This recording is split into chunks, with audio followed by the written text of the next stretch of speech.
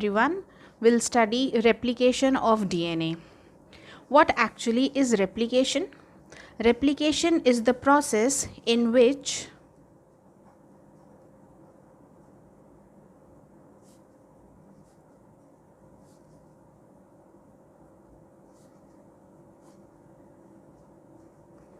the DNA synthesizes its replica or a copy of itself.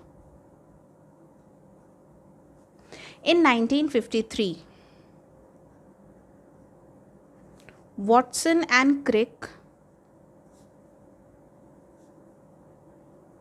proposed the mechanism of replication of DNA. According to Watson and Crick, there were three methods. It could be conservative method,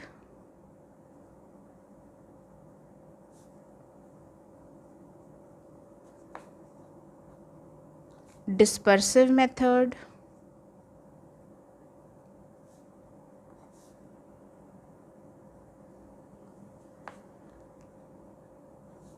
or it could be semi-conservative method.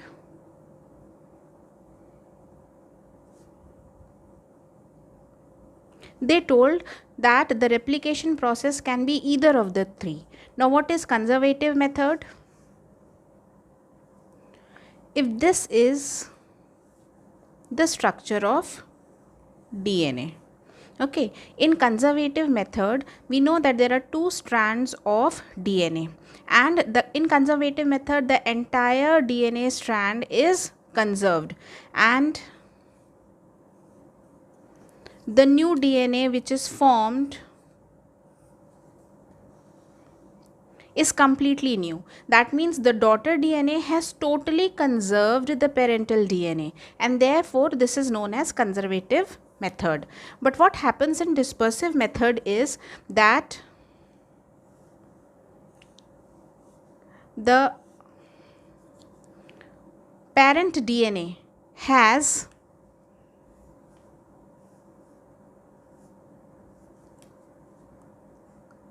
in between the new DNA. That means the parental DNA has dispersed, and the new daughter DNA that has formed has also the parental and the new DNA in a dispersed manner. But what is semi-conservative method? If this is the structure of DNA, the semi-conservative method is that the daughter strand has one template and a new template has been synthesized. This is the replica.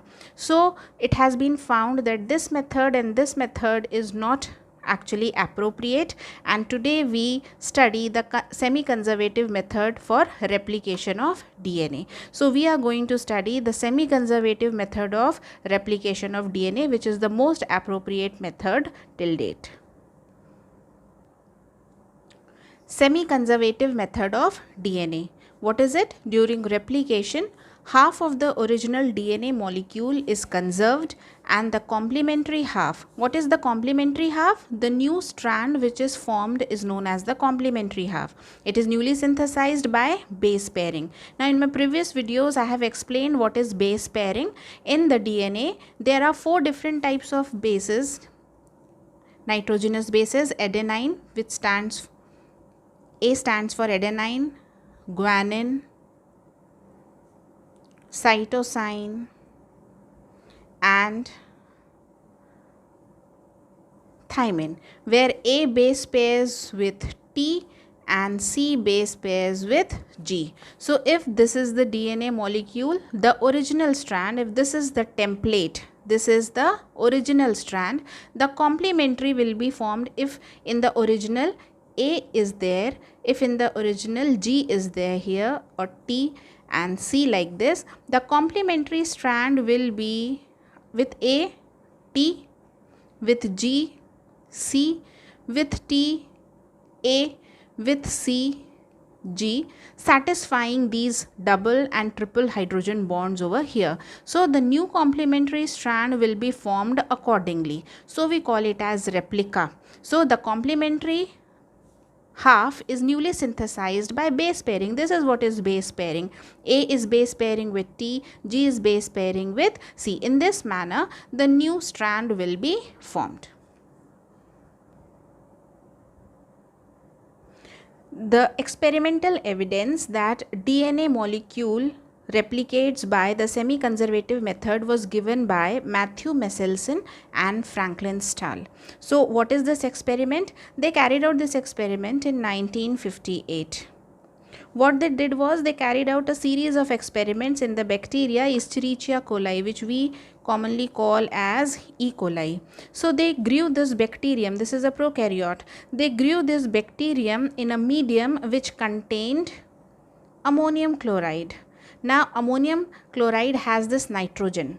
Nitrogen, the heavy isotope is N15. We know the naturally occurring nitrogen is N14. But then if it is heavy, then it is N15. So what the heavy isotope of nitrogen was N15, and they took this particular N15 in this ammonium chloride, and for much time they grew this bacterium in the medium having this ammonium chloride. So what did this bacteria do? The entire nitrogenous bases were formed using the N15, but then after some time this bacterial cells were transferred to a medium having normal nitrogen, that means NH4Cl with the naturally occurring nitrogen. So what happened was the original DNA had this N15, but the replication, after replication, the N14 molecules were starting to form in the complementary strand. So in this experiment, what they explained, that the original DNA template had this N15 and the newly synthesized strand, the complementary half, was having this N14. That means the semi-conservative method, half of the DNA, parental DNA, is conserved in the daughter DNA and the newly formed DNA will have this N14. This heavy DNA molecule could be distinguished from the normal DNA by centrifugation in cesium chloride by density gradient. How would you know that these two are different? When you centrifuge them in cesium chloride, according to the density gradient, N14 and N15 could be separated. So this was actually the experimental evidence given by Matthew Meselson and Franklin Stahl, which proved that the DNA replicates by the semi-conservative method. DNA replication in prokaryotes and eukaryotes. It differs. What are prokaryotes? Prokaryotes are unicellular organisms and they do not have a true nucleus, and eukaryotes are advanced organisms which have a true nucleus. So prokaryotes includes bacteria and viruses, etc. So what happens is they have a circular molecule of DNA. They have a circular molecule of DNA and the DNA is quite small. So there is only one origin of replication.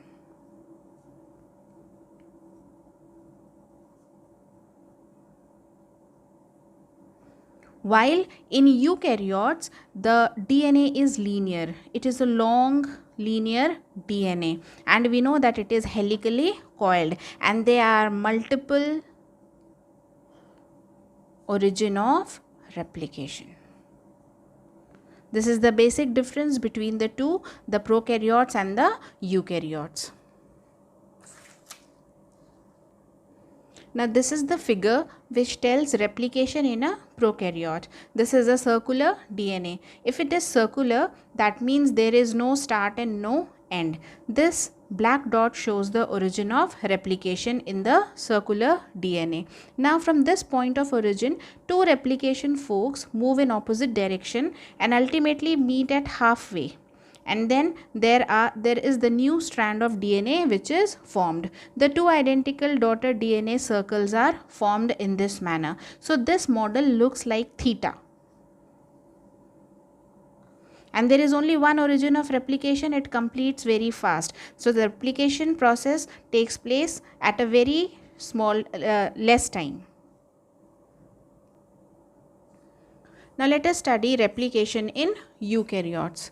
Now replication in eukaryotes is actually in a giant DNA molecule and it had it has hundreds of different origins of replication. This is a replicating fork, you can see, and this DNA helix has to open and form a replication fork.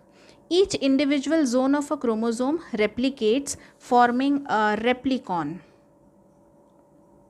The entire DNA cannot unwind at a time, and therefore a very small space opens up to form this replicating fork. So we call this as replicon. Each replicon can vary in length from 10,000 to 1 million base pairs. We cannot have it all together in the DNA helix. So this is a small area of which the diagram is being shown. This is one replicon, and there can be many replicons in one DNA.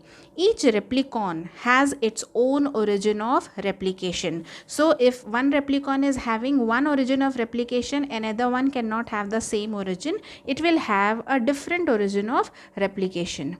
Each unit replicates in the same way like the bacterial DNA, but the speed differs. The multiple origin of replication actually helps in increasing the speed. It is not only the speed, but it is also having high degree of accuracy. So if a question is asked in the exam that what is the advantage in eukaryotes for having the multiple origins, the two advantages can be that it increases the speed, having multiple origins of replication, and it is also having high degree of accuracy. Any mistake during replication results in mutation. So there is very less possibility that the DNA undergoes any such sort of mistake during replication. Mutation is not very easily evident, and it is not very common.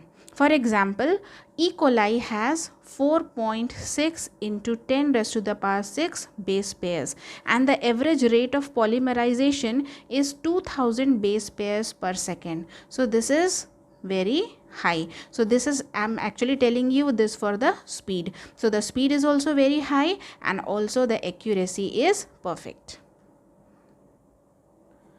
Now, what are the sequence of events that take place during replication?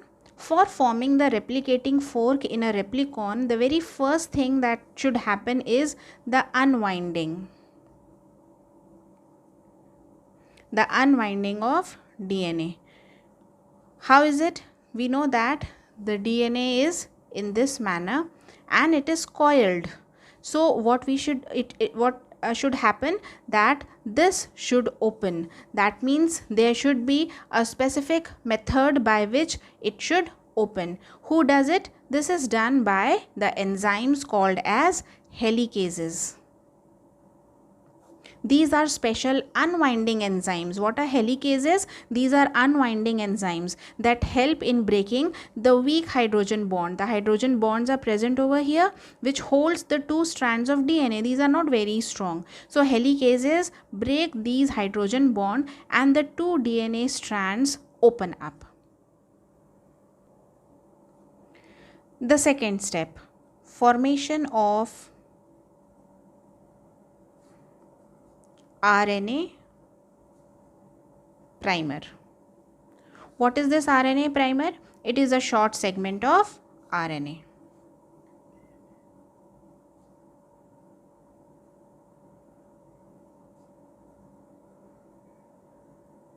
Okay, a short segment of RNA is known as RNA primer.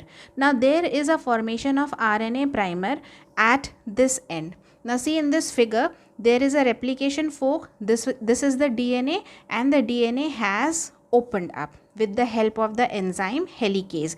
This is the replicating fork. It looks like a fork. So this area is the replicon, and what we see is that 3' and 5' is one of the strands, and another strand is 3' and 5'. That means these are just opposite.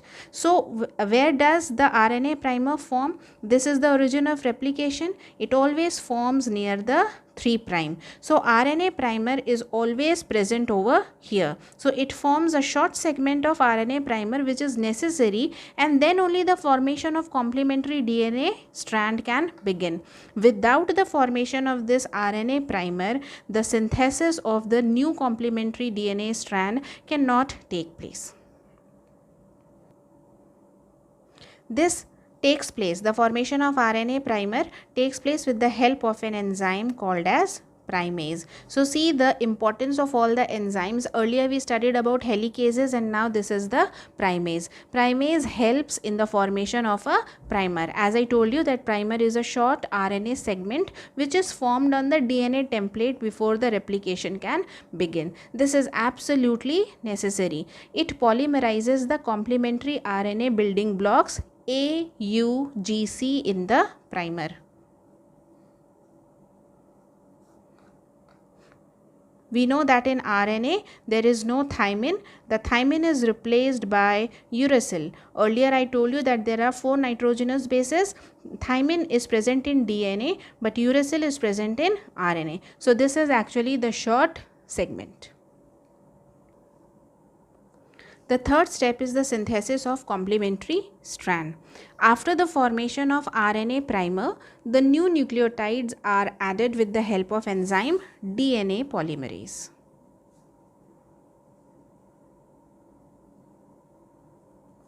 Now DNA polymerase exists in 3 forms: DNA polymerase 1, polymerase 2 and polymerase 3. What we are talking right now is about DNA polymerase 3. This will help in formation or synthesis of the complementary strand. The word polymerase itself means formation and synthesizing, keeps on adding. So what is polymerization? By DNA polymerase here, it is continuously adding the deoxyribonucleosides triphosphates. What are these?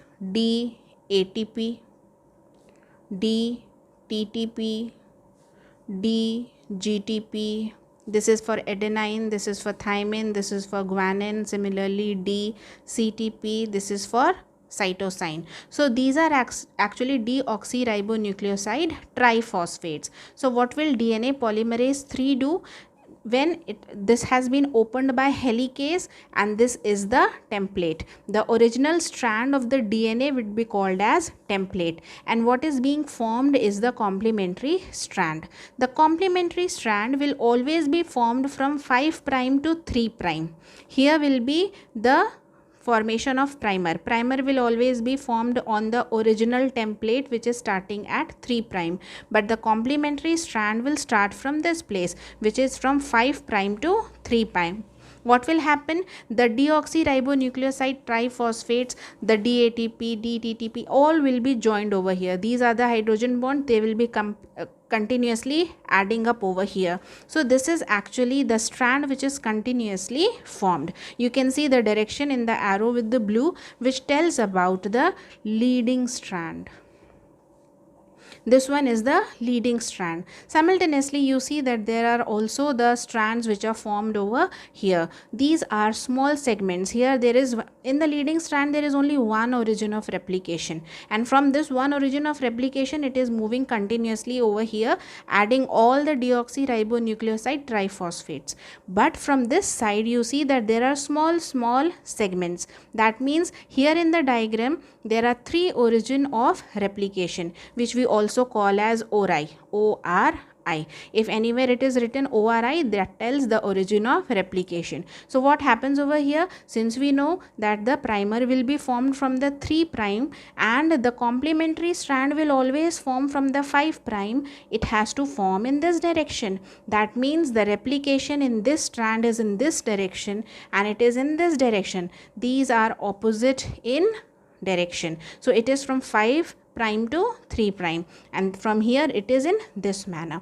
Since it cannot easily find the 3 prime, there is a replication loop which is formed over here, and therefore the deoxyribonucleoside triphosphates cannot be added continuously, and so very small segments are formed.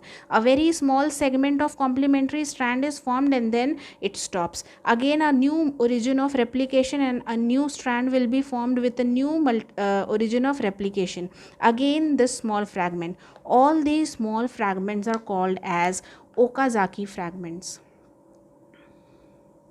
Okazaki name is from the discoverer. So this discoverer Okazaki actually saw these small strands. This is the lagging strand. This I told you is the leading strand, and where these small Okazaki fragments are present, this is the lagging strand. Why is it called as lagging strand? Because there are small gaps in between and this is not continuous. So since there is no continuity over here, the lagging strand is also known as discontinuous strand.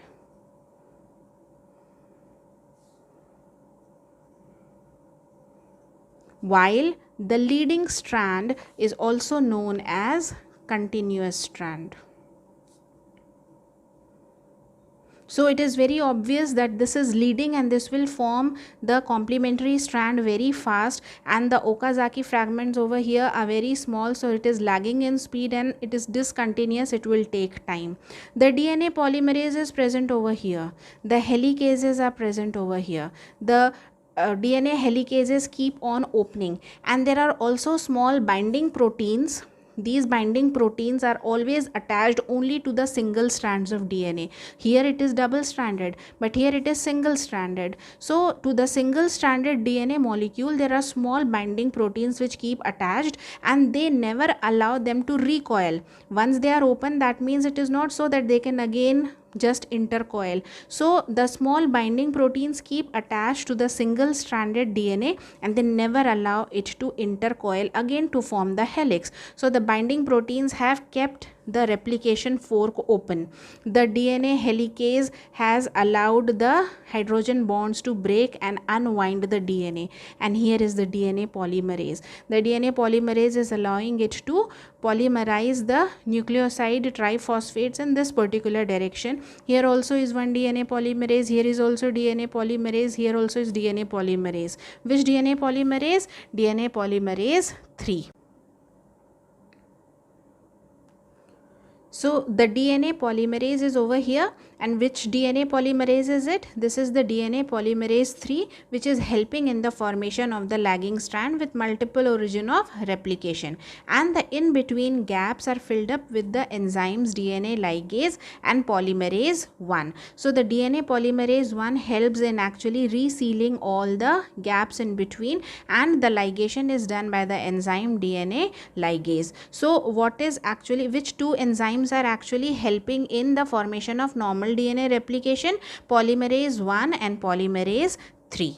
And there are certain enzymes which are also topoisomerases. The topoisomerases are also known as gyrases. So what are these enzymes? These enzymes actually help in releasing the tension that is formed over here. Just imagine if this is a rope, and if you keep on opening the rope, there is a tension that has been created over here, and this tension has to be released for the formation of the normal replicating fork. So the DNA topoisomerases and gyrases release this tension from the intertwined strands of the long DNA molecule. Once this force is released, the normal replicating fork helps in the formation of the complementary strands. Now the last step is the proofreading and the DNA repair. During DNA replication, the accuracy is very essential. There can be any error in millions, but it has to be rectified by certain enzymes called as repair enzymes. One of such repair enzymes is the DNA polymerase 2. What do? They remove the wrong base and replace the correct one. So these repair enzymes are so called as repair because they remove the wrong one and put the correct one at the place. The bacterial DNA polymerase can even go back and remove and replace the wrong base. So the proofreading, this process is actually known as proofreading. The proofreading ensures the formation of identical DNA strands during replication. So proofreading and DNA repair helps in the normal DNA replication without any error. So this is all about replication of DNA. You can check the description box for the relative questions and the important questions for your board exams, and you can even ask your doubts in the comment box, comment section. Thank you.